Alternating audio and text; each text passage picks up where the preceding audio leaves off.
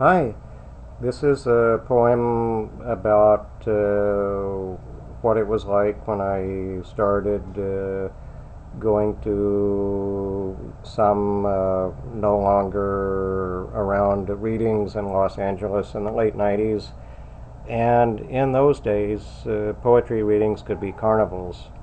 Now they're more tasteful salon type occasions, but this is a look back at what happened then, both the good and the not quite as good, and the piece is called Carnival.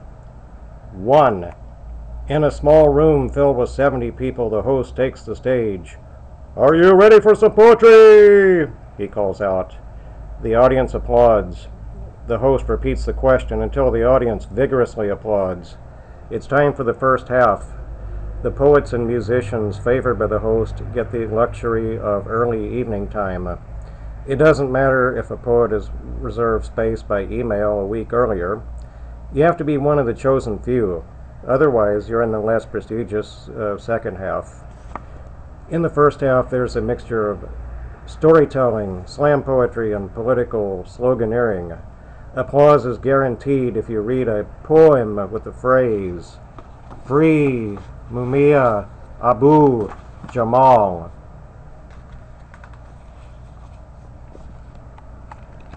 And I'll just let that sink in for a minute.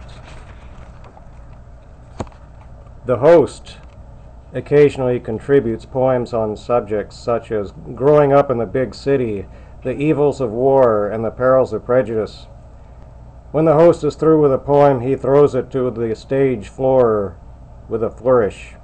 The audience, almost all of them poets, either listen with rapt attention or scribble spontaneous verse in their notebooks in hopes they can surpass what they're hearing when it's their turn on mic.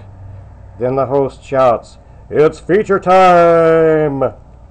The poets are either well-known poets from the city, occasionally touring bards from out of state, or those lucky few the host chooses to groom. Most of those lucky few tend to be female and or share the host's political views. The feature reads for 25 minutes. Then the host declares the first half over after the hat is passed for the feature's benefit. During intermission, some of the audience leaves to go elsewhere. A few people buy chapbooks from the feature. Other poets head out front to smoke and pay homage to an important poet. Repeat, an important poet who hosts a venue in another part of the city. It's reminiscent of people seeking Don Corleone's favor in The Godfather. 2. The remaining audience slowly returns to the small room. The co-host takes over since the host has gone home for the night. In the second half of the illustrious evening, and I'll let that sink in, illustrious evening, or actually, as I remember, in the second half of the second half, it's finally my turn to read a poem. I recite a comic poem about office life. It gets laughter and applause. One time, a poet close to the host tells me I'm good and worthy of a feature. He says he'll put in a kind word for me. I never hear anything from the host. I say hello when I see him, and I know he's heard my work.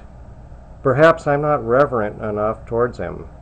Or maybe I need to quit being funny and superficial and write a poem with the phrase, "Free Mumia Abu Jamal." At 11:30 p.m., the last poet reads. The night is over. I give a poet favored by the host a ride home. During the ride, the poet nervously hopes the host will write a blurb for the poet's new chapbook. And, against my better instincts, I tell the poet I'm willing to write an email to the host on his behalf. The host's Tuesday night reading is the hottest place to be in the city's poetry community, and I do want to be part of the peanut gallery.